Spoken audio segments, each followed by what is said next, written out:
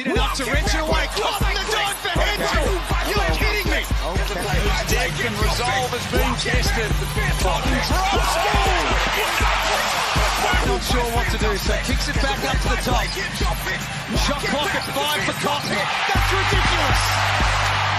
Bryce Cotton at his very, very best. All right, Dec, we are back. It is the Wildcat Wrap Season 1, Episode 13. Hello to all of our loyal Wildcat Wrap listeners, watchers, subscribers, likers, everything that you do. We really, really appreciate it. And if you're new, well, get in for a wild ride of review, analysis, and, of course, a couple of jokes that I will certainly throw out. They probably won't be any good, but I'll throw them out anyway. Now, we're always here and we're presented by the Basketball Fix. So for all your basketballing needs, articles, everything that you would like to bounce or dribble or shoot at, okay, the Basketball Fix is the team and the group for you. So I hit them up on socials, their Facebook page, their website as well. And back with me again this week is Dechlan Paidra. Dec, you must be up and about. We are going to get to Game 2 very shortly, but have you been able to come down from what was a raucous kind of atmosphere and, in the end, a really positive result for Perth in Game 2? We're going to wrap all of it up, but how are you feeling post Game 2? Oh, mate, I'm still kind of recovering with the voice. I kind of had it lost this morning. The hands have got calluses on them from clapping like a madman. No, I loved it, mate. I was absolutely pumping. I took my 2-year-old son and he was jumping around. He was cheering. Had to put the earphones on at one stage. It got too loud for him. So, absolute great game by the boys. The fans went off. Loudest I've ever heard RAC Arena. Hands down. What an atmosphere and what a game to watch. And, yeah, just credit to the Wildcats, man, for coming back from something that you wouldn't normally come back from in finals. So, I'm pumped. Yeah, no, absolutely. And just before we get into a very, very exciting Game 2, we have to go all the way back to Thursday afternoon. It was Game 1 of the semi-final series. Listening to many podcasts heading into that game, there was plenty of hype around the Perth Wildcats that many pundits believe that they had the scoring firepower to take care of Melbourne, even though we know that Melbourne, are quite a strong defensive brand. And I guess their weak point, at least maybe heading into the last month of the season for them, was could they be able to score enough points to match it with the Perth Wildcats team? Going into it, the Perth Wildcats were certainly firm favourites, even playing at John Cain Arena, and with a record that, as you touched on last week, was not really favourable towards them.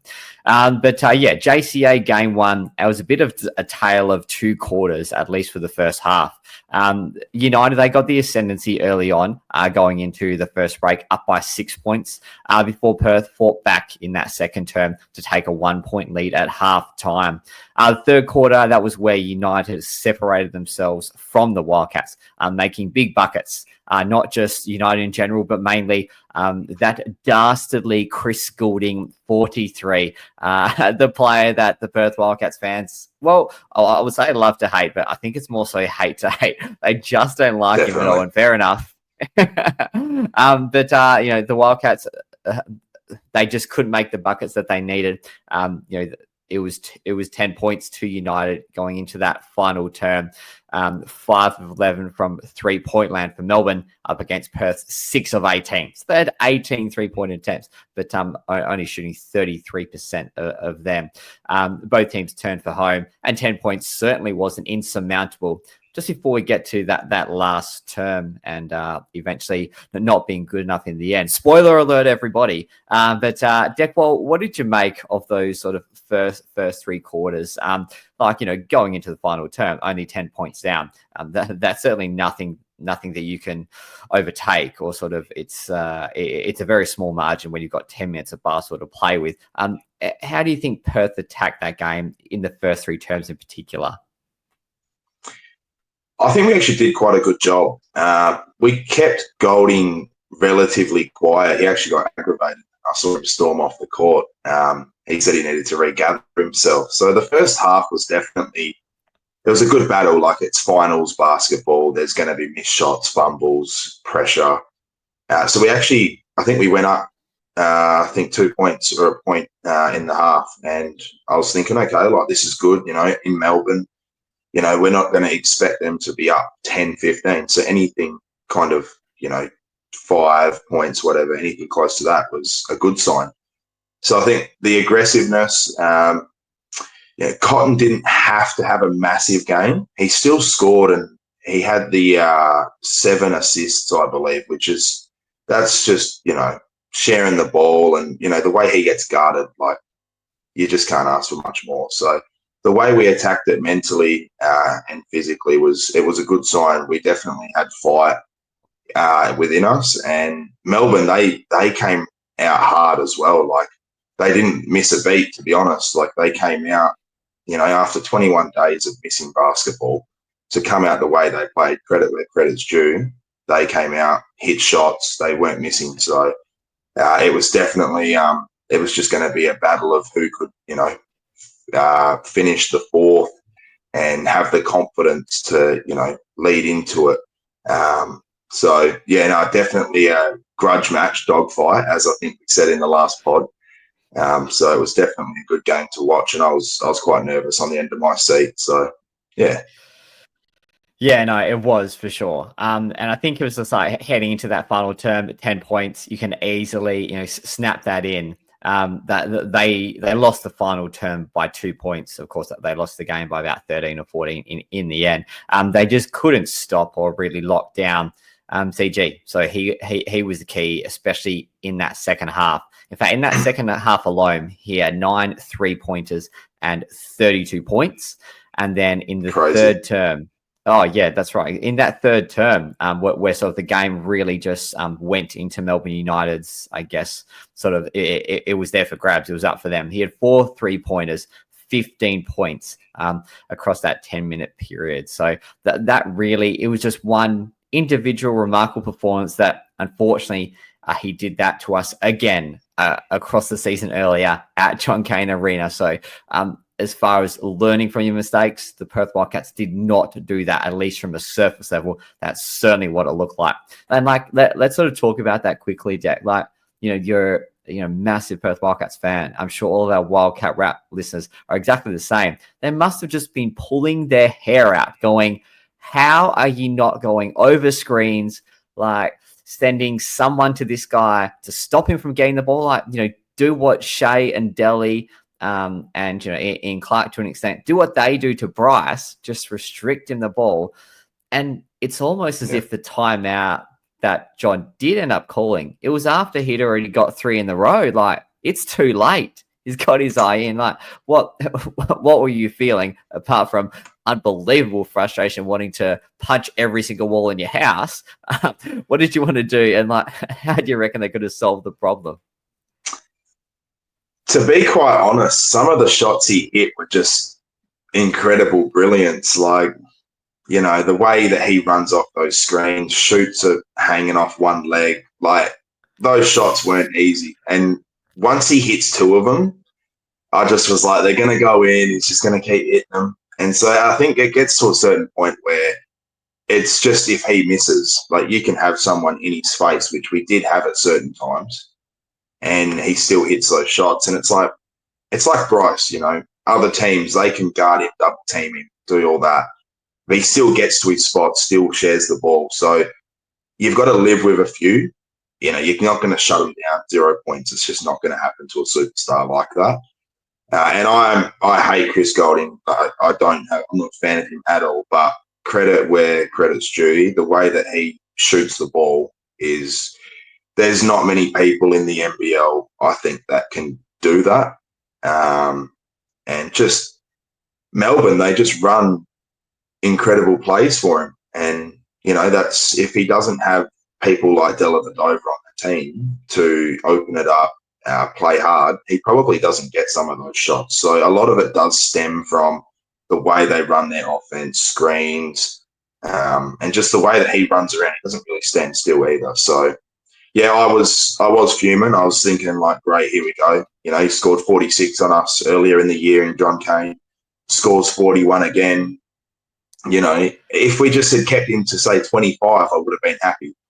So, yeah, it's not every day that he's going to score 40, as we saw in game 2, but, you know, it's just one of those things. You've really got to frustrate him like the first half where he was pissed off and couldn't get to his spots.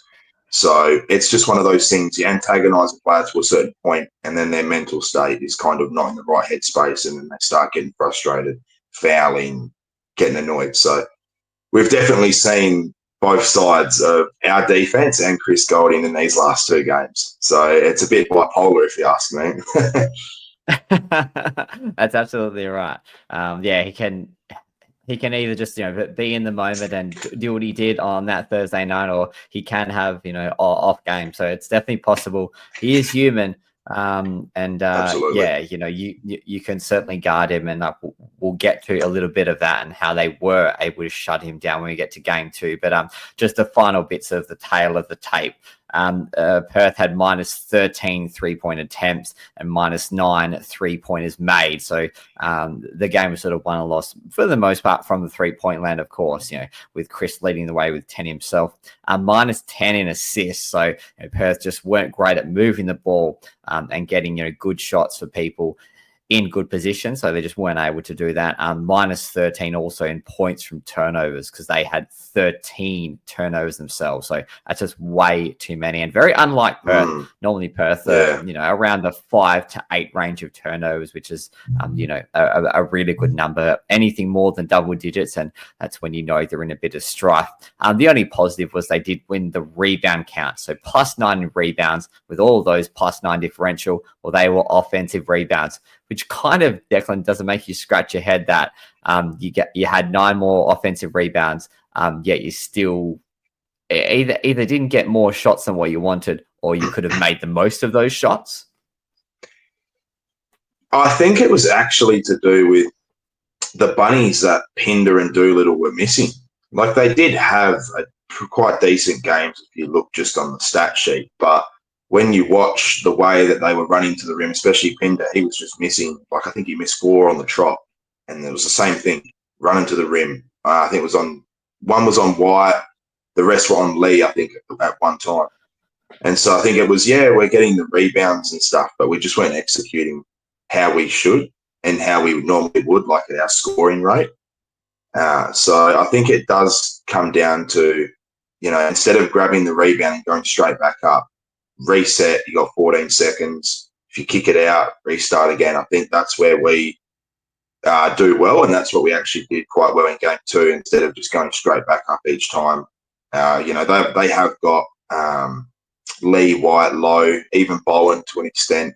They do have quite a good depth in that department. So you've got to kind of pick and choose when you're going to rush towards the rim, and, you know, it's just smarter to kick it out. Just with the offensive rebounds, it's not something that you just take for granted. You need to really execute, because it's a second chance. So I think you definitely saw 2 sides of that. Game 1, we just were rushed. And I think someone mentioned that as well in the presser, that they made us play faster.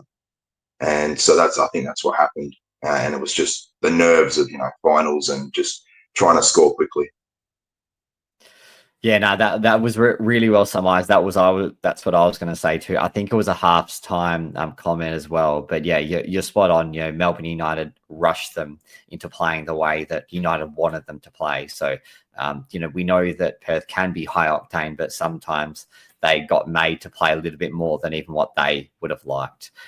So yeah, doom and gloom game 1. But let's talk about game 2 last night, where could not contain his excitement. He had goosebumps even before he got into the building, just like full of nerves, I reckon, Deck. So actually just like set the scene for us, you know, who you were around with at RAC Arena. Like, what was the feeling going into the game? Was it confidence? Was it a bit of nervous excitement? Like, when you were sort of hearing people have those conversations before the game started, like, you know, what were people feeling?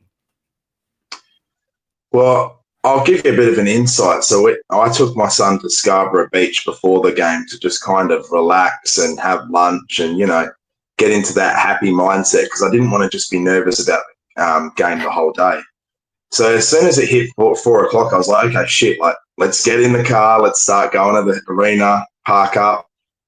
The feeling walking in, my ticket actually stuffed up to start with, so I had to go and hand that in, get refunded, and then pay extra because I got it on the game day. So they charged me extra, which I wasn't too happy about. Yeah, it was instead of I think it was a $45 ticket, they charged me $69, and I was like, whatever, like, I'm here now, I might as well do it. So yeah, look out for that. But no, I was actually at the start, I was reasonably calm. I think just because I had my son as well, I couldn't go absolutely R-rated bonkers. Holding a 2-year-old, you don't want to drop him or nothing. So I think, yeah, going in, I was relatively calm. I think just happy to, be in a finals game at RAC. And then as I got through to, say, the second quarter, or half time, I took my son just to the child's room, did the good old, change the nappy and stuff. And I was looking at the screen and listening to the commentators, and I thought, this is probably us done. Like, looking at the score, listening to everyone walking out of the change rooms and everything, like, there was not a happy smile in sight. Not one. Everyone was just doom and gloom. They were coming in, they were changing their nappies, and they were out. There was no talking, nothing. So it was quite a dead atmosphere at that time of the game. And then going through to the third, towards the end, I think Bryce hit a step back with 9 seconds left, and it erupted. And that was the start. Like, everyone was like, okay, 11 points in modern day basketball, nothing. So everyone started pumping, everyone was talking, throwing high fives. My son was clapping as well.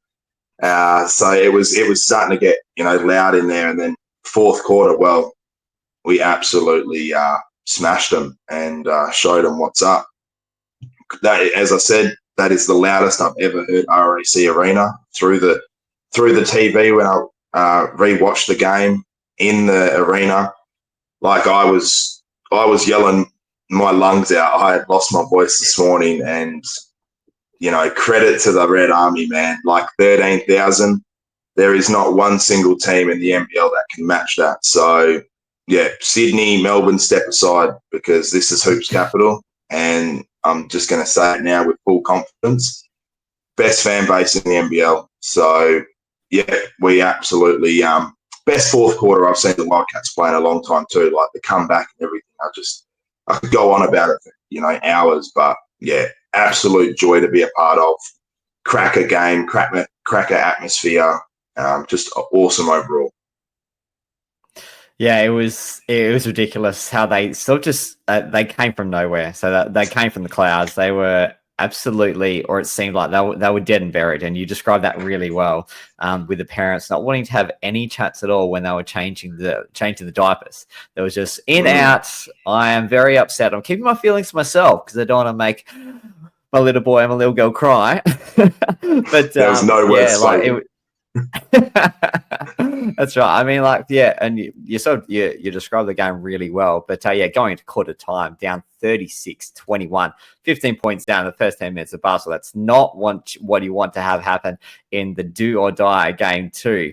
Half time, there were really not many changes. Melbourne still went in 14 points up, and they were shooting on fire. 53% from the field, 55% from 2-pointers, and 50% from 3-point land on 7 of 14.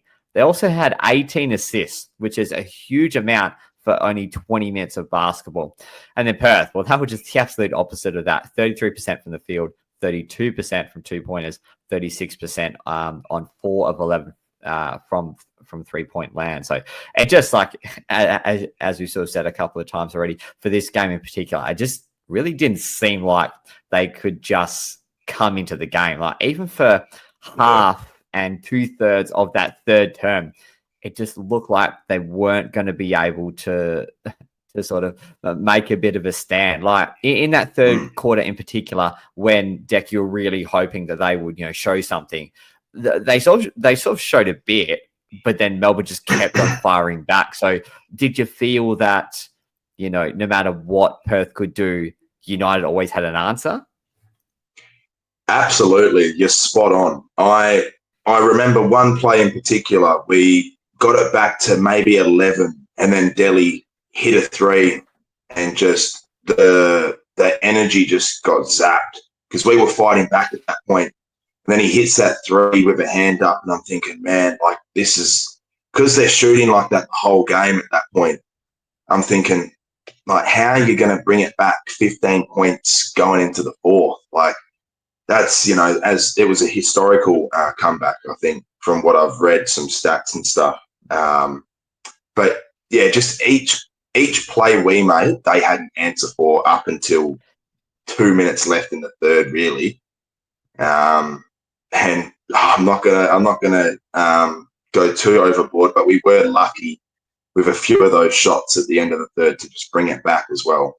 And I think the one thing that I will mention is Melbourne, they did the opposite in game one, where we had kind of seized up offensively because we had the lead and then seized up and lost it. And halfway through that third, being 20 points up, you're thinking, okay, we've won game one. We're 20 points up in the third. Mentally, they checked out and thought, yeah, like we've got this. Because they would have gone, yeah, we've won like the last 10 in RAC. So they would have thought, yeah, like it's done. Like seeing how we were playing. So to then have that comeback and then the crowd do what they did, like there was no way that they were going to be able to stem that flow once we had got within, say, 5 points. Absolute. Oh, I'm getting goosebumps now, actually. It was, oh, man. Words can't describe how awesome that comeback was, honestly. If we can we're going to have to do an article on it, I think, Adam. Like, 100%. That was crazy. Well, I'm sure that we can both work our way through that. But you touched on that, like when Delhi got those threes and how, all the energy went out of the room. They were actually still down, believe it or not. Perth were down by 18 points with a minute 50 to go in that third term. So like 2 minutes to go, you're still down by almost 20 points. And yeah, just continually found a way. You sort of touched on it earlier, that fadeaway Bryce Cotton three right at the very end of the third quarter, which almost lifted the roof of RAC Arena. Kylie Minogue, she definitely couldn't do that, but Bryce could. Yeah, man, the final term, they've done it all season long in games. They just had one quarter where they simply exploded 33 points. But even more impressive for mine, Dec, is they kept United to 15. And of course, it's always a mixture of United going a little bit cold, but of course, they still did bring some nice defense. So in that final term, Dec, obviously they were seeing the ball really well. They were shooting incredibly. But what did you see from a defensive side and Stan? Like, did they lift their defensive intensity? Of course, I watched the game, but it's very different to being there. Absolutely. I'm just going to shout out before we start Ben Henshall. There was one play in particular where he absolutely chased Ian Clark to the point that he ran away and threw the ball and just did not want a part of it. So credit to Henshall. That second half of defense was fabulous. Like that set the tone, because when he did that, everyone stepped up. The crowd got loud.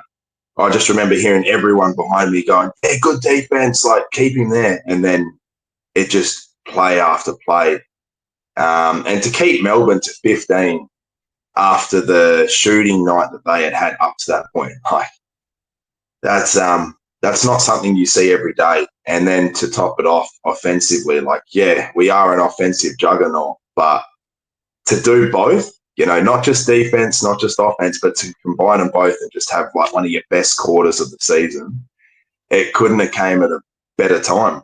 Like the Wildcats, God, Wilbur, whoever it was, he had prayed and something had happened because the game just changed. So, oh, mate, absolute. Just credit to the boys overall in that fourth as well. Like they didn't let up, they didn't give up, and mentally that would have been the hardest part, knowing you'd like 20 down and then, going in double digits still down in the fourth. Like it does become a mental battle at the same time. And they just went full confidence and thought we might as well throw everything we have at it, because if we don't, like, we're going home. So That's it, eh? And just before we get to the Game 3 preview, the final little parts, Perth did really well to get to the line. They actually shot 19 of 23 at 83%. And Melbourne, they were probably either unlucky or maybe they just didn't make that a priority. Only 5 of 11. So only 11 free throws at 45% as well. And missed some big ones at the very end.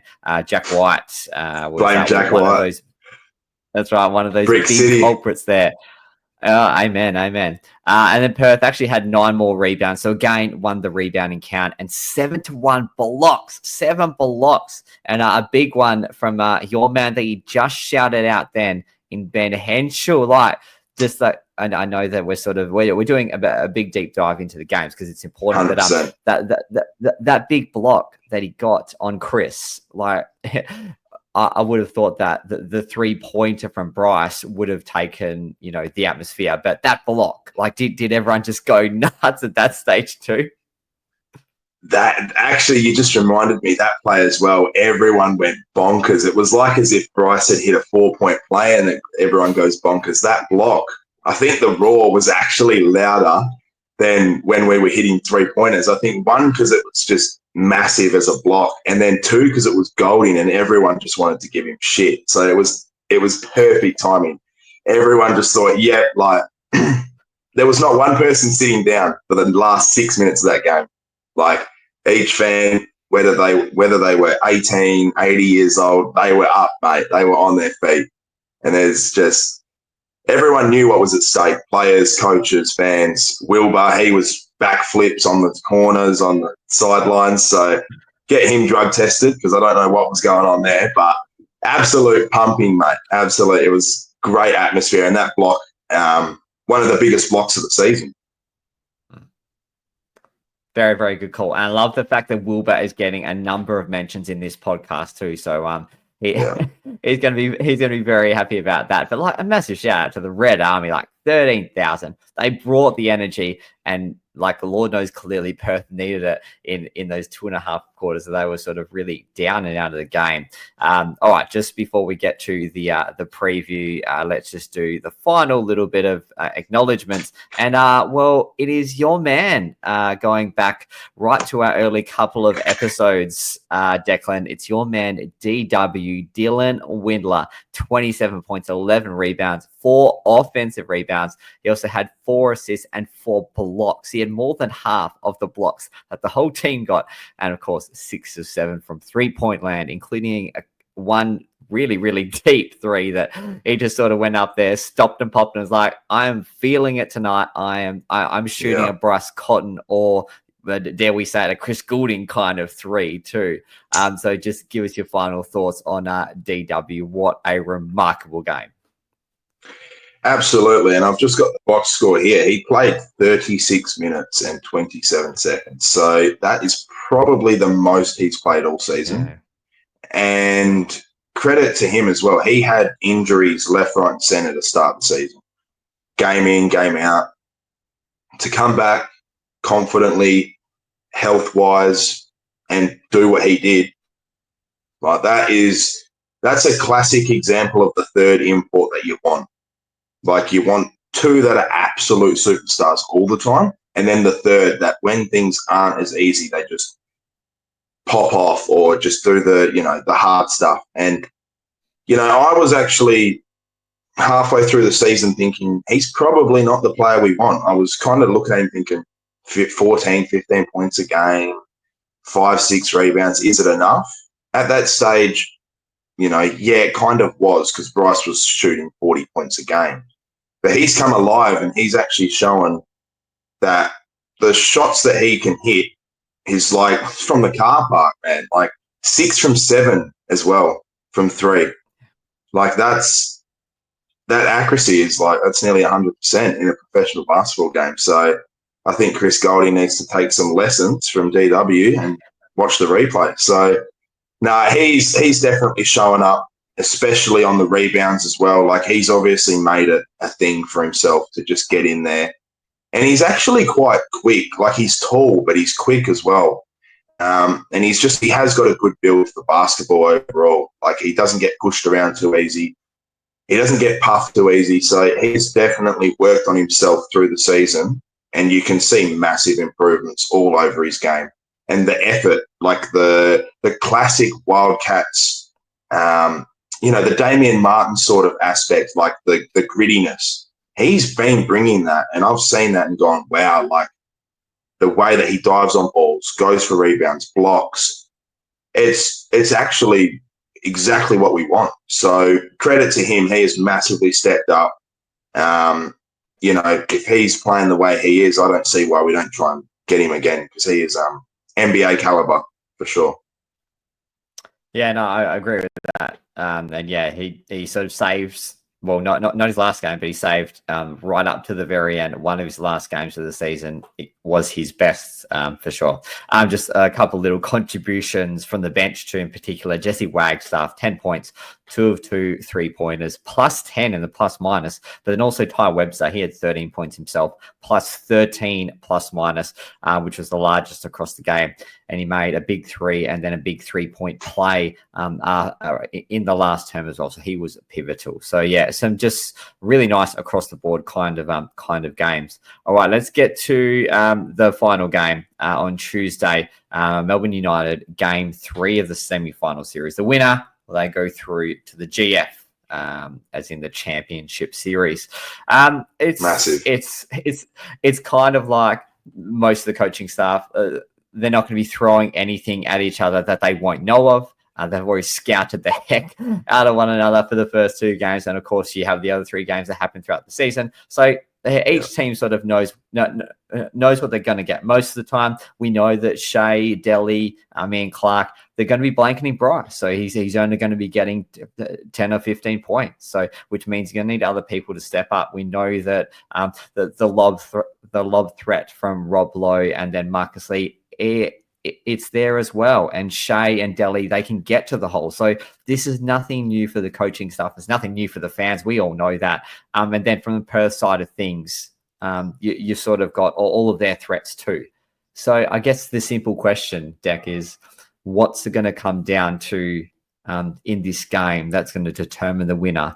Like how do you sort of see it? And who do you think are some players outside of the regulars that can possibly make a big difference to the final outcome?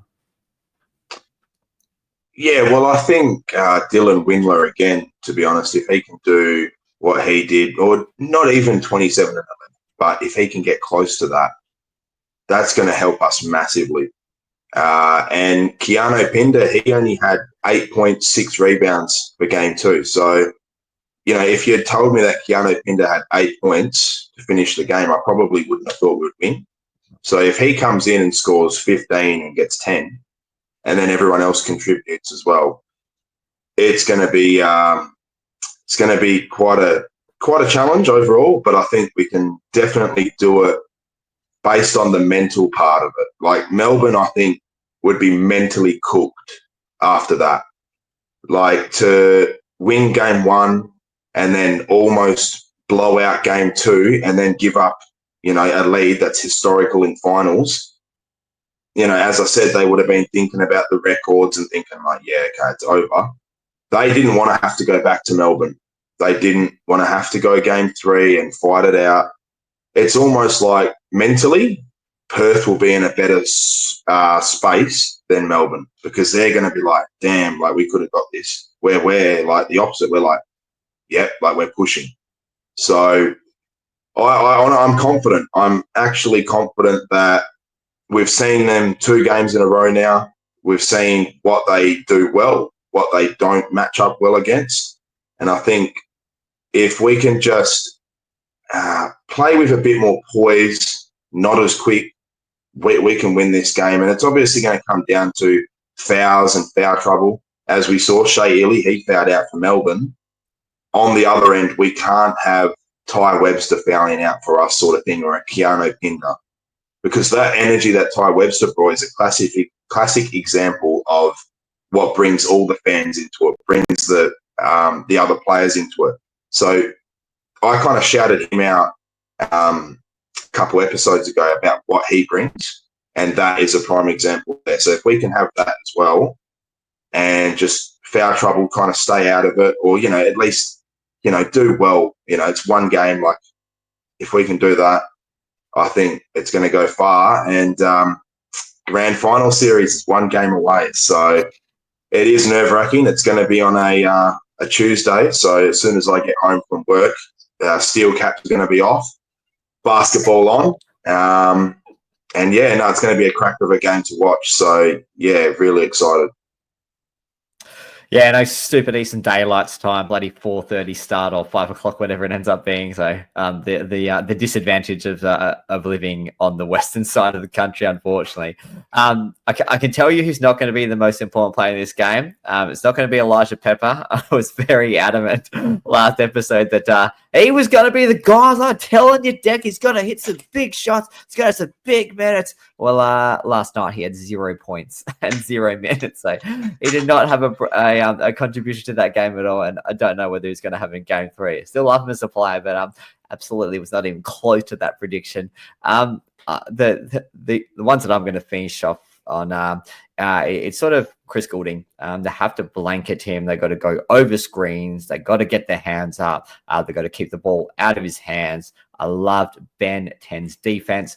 We have been screaming out for a stopper pretty much on every single Wildcat Wrap podcast, going back to when CG did us, and then the Brisbane Jason Bateman when he did us too. We're just like, we don't have a stopper. And of course, Ty was out sort of a little bit at that time, but even sometimes Ty's not really that stopper. Well, maybe Ben 10 is. So he can sacrifice himself and say, I don't need to score threes. I don't need to attack the bucket. We've got enough scoring weapons. I just need to stop Chris Goulding from scoring. So if he can have that mindset, I think it's going to be great. And, well, Melbourne United, they do not have an answer, not for Bryce Cotton.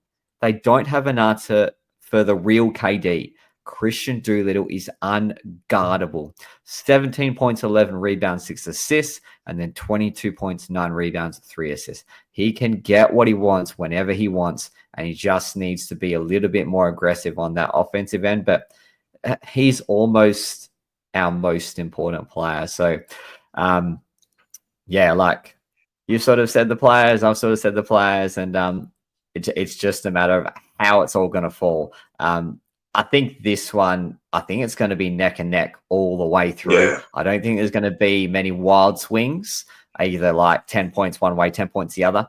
I reckon it's going to be like within that 5-point range from first second to the last second, which is terrible because you're not going to have any nails by the end of it. The sweat's going to be coming off. The aircon better be on full ball, and you're not going to be doing any podcasting, or hopefully you don't have a public speaking forum the next day, because that's not going to be good for the voice at all. But give us your final thoughts on the game. How do you think it's going to play out, and how it's all going to unfold, just in a 30-second snapshot? Yeah, well, just to quickly add in there, Christian Doolittle lately, he's not been too far off a trip up, like points and rebounds wise. I think he's been averaging that. Assists, he's been getting between 4 and 6 each game. So shout out to him. And I'm going to call overtime. I'm going to say we're going to have overtime for that game in John Cain, which I don't like the thought of, but I just have a feeling that it's one of these games has got to have it. So look forward to that. Put your bets on, because if you're hitting overtime, then the points and the rebounds have got to get hit. So I think we win by 4 points. I think Goulding, he gets 25 plus. I think Cotton gets 20 plus. And I think Dylan Windler gets 20 plus as well to really help us get that dub. So it's just going to be a dogfight. It's going to get ugly at times. It's going to get, it's going to get feisty. And I expect nothing more between a Melbourne and Perth rivalry, as that is probably, in my eyes, the biggest rivalry in the NBL. I think we win by 4 points, and it's going to be an absolute dogfight. Yeah, I can't really sort of differ from that. Yeah, it's going to be somewhere in that 1 to 5 point range. I I can't expect or see it being, a blowout. Yeah, I think it's going to be back and forth all game. A couple of quick little shout outs to our fans. So, Keen co-MVPs for the Wildcats for last night's game. Well, Dylan Windler, of course, and Jack White, too. Sneaky little snipe there. Take that, Jack White. Bang. And even though he didn't get a chance to give us a comment this time, Moose Hansen, we can't have a Perth Wildcats podcast, the Wildcat Wrap, without mentioning your name. So Moose, we've mentioned it, and just big fan of the show. And also thanks, Moose, for reaching out to both Dec and I and giving us some feedback that, well, at least one person loves the show. But to all those 100%. Other people that, to all those other people that possibly still like it too, please don't forget to like, subscribe, leave a rating, leave a review, do all that good stuff. Hit us up on socials. And we are, unfortunately, time that always gets the best of us, Dec. We have so much fun doing our pod here, but we must 100%. Bid farewell. We must save and build up our energy. So why don't you give us a little shout out to the fans before we officially knock us off for the Savo? Shout out to the 13,000 at RAC. Best crowd I've ever been a part of, and that's going to go down in the history books for the NBL, but also me, because I took my son to that game, so I'm always going to remember that. Shout out to the Wildcats overall. Just crack over game, played your hearts out. As fans, we love you. We love what you do. And, Perth is just showing everyone that we are the most successful team in the NBL, and we're not to be sniffed at. A lot of people these days tend to just write us off, but we're coming for that chip. I've got a bit of chip talk going on now, so the Illawarra Hawks are going to have to look out. But, really excited for Game 3, and we appreciate everyone that supports the podcast. It means a lot to us. Yeah, absolutely, and well said. And even though the numbers sometimes don't reflect it, this is definitely the people's show. It is the number one podcast show by fans, for fans, should I say. Dec and I, and of course the whole team at the Basketball Fix, look after yourselves, stay safe, keep watching the basketball and everything from the Basketball Fix. But we are out. Well, did enough to rinse it away. Cotton the dive for Henshall. You're kidding me. Dechlan resolve has been tested. Cotton drops. Not sure what to do, so kicks it back up to the top. Shot clock at 5 for Cotton. That's ridiculous. Bryce Cotton,